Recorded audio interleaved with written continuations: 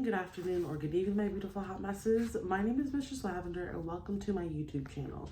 If you're looking for my regular content, go to A Beautiful Hot Mess. It's A-Y-E, Beautiful Hot Mess. But if you're at the right, excuse me, YouTube, let's begin. I'm reading the 48 Laws of Power by Robert Greene. I'm on page 85, starting at the Keys of Power. Let's get to it. And don't mind my oily face. It's because I just washed my face and put some grapeseed oil. That's very good for sensitive skin. Okay, let's begin. The ultimate power is the power to get people to do as you wish. When you can do this without having to force people or hurt them, when they willingly grant you what you desire, then your power is untouchable. The best way to achieve this position is to create a relationship of dependence. The master requires your services. He is weak or unstable to function without you. You have enmeshed yourself in his work so deeply that doing away with you would bring him great difficulty, or at least would mean valuable time lost in training another to replace you. Once such a relationship is established, you have the upper hand, the leverage to make the master do as you wish. It is the classic case of the man behind the throne, the servant of the king who actually controls the king. Bismarck did not have to bully either Frederick or William into doing his bidding. He simply made it clear that unless he got what he wanted, he would walk away, leaving the king to twist in the wind. Both kings soon danced to Bismarck's tune. Do not be one of many who mistakenly believe that the ultimate form of power is independence. Power involves a relationship between people. You will always need others as allies, pawns, or even as weak masters who serve as your front. The completely independent man would live in the cabin in the woods. He would have freedom to come and go as he pleased, but he would have no power. The best you can hope for is that others will grow so dependent on you that you enjoy a kind of reverse independence. Their need for you frees you. Louis V, 1423 to 1483, the great Spider King of France, had a weakness for astrology. He kept a court astrologer who he admired until one day the man predicted that a lady of the court would die within 8 days. When the prophecy came true, Louis was terrified, thinking that either the man had murdered the woman to prove his accuracy, or that he was so versed in his science and his powers threatened Louis himself. In either case, he had to be killed. One evening, Louis summoned the astrologer to his room. High in the castle, before the man arrived, the king told his servants that when he gave the signal, they were to pick the astrologer up, carry him to the window, and hurl him to the ground hundreds of feet below. The astrologer soon arrived, but before giving the signal, Louis decided to ask him one last question. You claim to understand astrology and know the fate of others, so tell me what your fate will be and how long you have to live. I shall die just 3 days before your majesty, the astrologer replied. The king's signal was never given. The man's life was spared. The Spider King not only protected his astrologer for as long as he was alive, he lavished him with gifts and had him tended at the finest court doctors. The astrologer survived Louis by several years, disproving his power of prophecy by proving his mastery of power. This is the model. Make others dependent on you. To get rid of you might spell disaster, even death, and your master dares not tempt fate by finding out. There are many ways to obtain such a position. Foremost, amongst others, is to possess a talent or skill that simply cannot be replaced. During the Renaissance, the major obstacle to a painter's success was finding the right patron. Michelangelo did this better than anyone else. His patron was Pope Julius II, but he and the Pope quarreled over the building of the Pope's marble tomb, and Michelangelo left Rome in disgust. To the amazement of those in the Pope's circle, not only did the Pope not fire him, he sought him out in his own hasty way, begging the artist to stay. Michelangelo, he knew, could find another patron, but he could never find another Michelangelo. You do not have to have the talent of Michelangelo. You do have to have a skill that sets you apart from the crowd. You should create a situation in which you can always latch onto another master or patron, but your master cannot easily find another servant with your particular talent. And if in reality you are not actually indispensable, you must find a way to make it look like you are. Having the appearance of specialized knowledge and skill gives you leeway in your ability to deceive those above you to deceive those above you into thinking they cannot do without you. Real dependence on your masters Real dependence on your master's part, however, leaves him more vulnerable than the fake variety. And it is always within your power to make your skill indispensable. This is what it meant by the entwining of fates. Like creeping ivy, you have wrapped yourself around the source of power, so that it would cause great trauma to cut you away. And you do not necessarily have to entwine yourself around the master. Another person will do, as long as he or she is too indispensable in the chain. One day, Henry Cohn, president of Columbia Pictures, was visited in his office by a gloopy group of his executives. It was 1951 when the witch hunt against communists in Hollywood, carried on by the U.S. Congress's House Un-American Activities Committee, was at its height.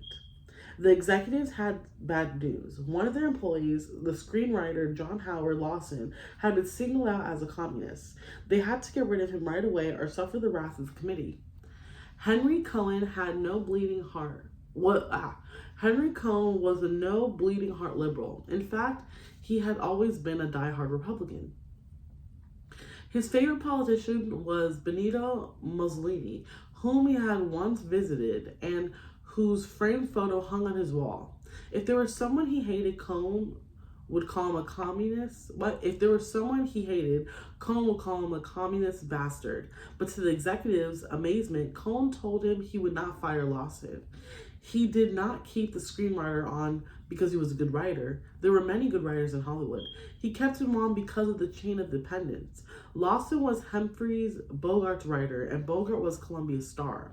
If Conan messed with Lawson, he would ruin an immensely profitable relationship that was much more than a terrible publicity brought to him by his defiance of the committee.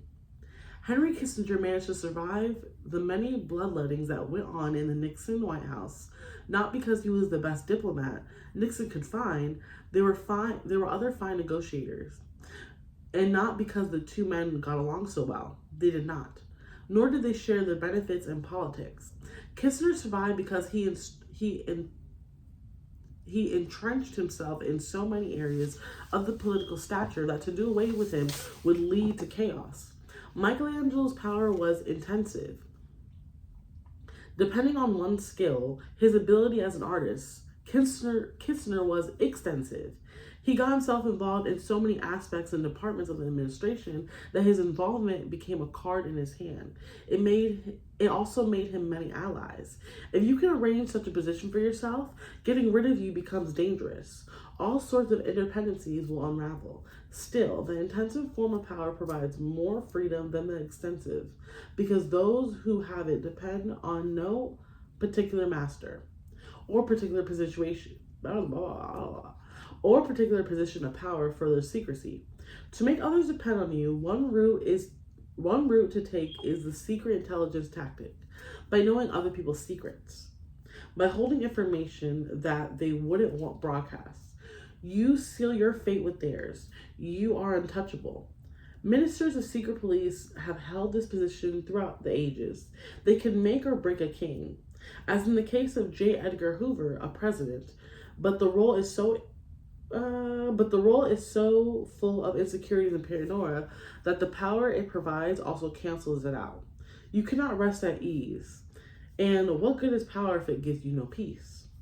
One last warning. Do not imagine that your master's dependent on you will make him love you. In fact, he may resent and fear you. But as Machiavelli said, it is better to be feared than loved. Fear you can control. Love, never. Depending on an emotion as subtle and changeable as love or friendship will only make you insecure. Better to have others depend on you out of fear of the consequences of losing you than out of love of your company. The image, vines with many thrones.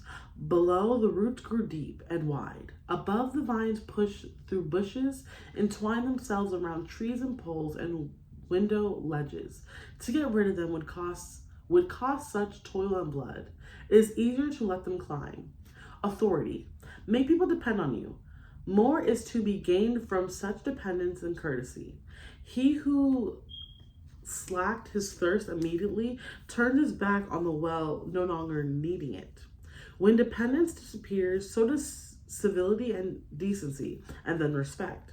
The first lesson which experience should teach you is to keep hope alive and never satisfied, keeping even a royal patron ever in need of you. Ballister Garçon, 1601 to 1658.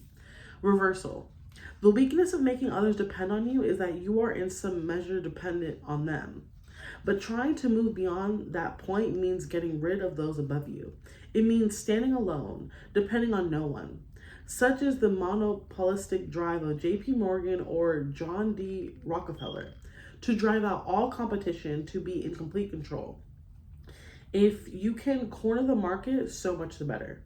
No such independence comes without a price. You are forced to isolate yourself. Monopolies also turn inward and destroy themselves from the internal pressure. They also stir up powerful resentment, making their enemies bond together to fight them. The drive for complete control is often ruinous and fruitless. Interdependence remains the law. Independence, a rare and often fatal exception. Better to place yourself in a position of mutual dependence then and to follow this critical law rather than to look for its reversal. You will not have the unbearable pressure of being on top, and the master above you will in essence be your slave, for he will depend on you.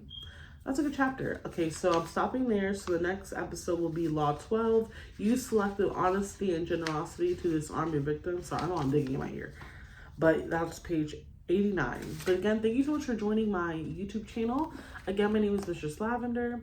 We're reading the 40 Laws of Power. Go ahead and like, comment, and subscribe. Turn your post notifications on and let me know, do you have the book as well? Oh my gosh, barely making a dent. This is what we read. This is... Okay, but yeah, so yeah, let me know if you're reading this book. If not, what book are you reading? And let me know after I finish this book, when I do, what book I should read next. Okay, bye.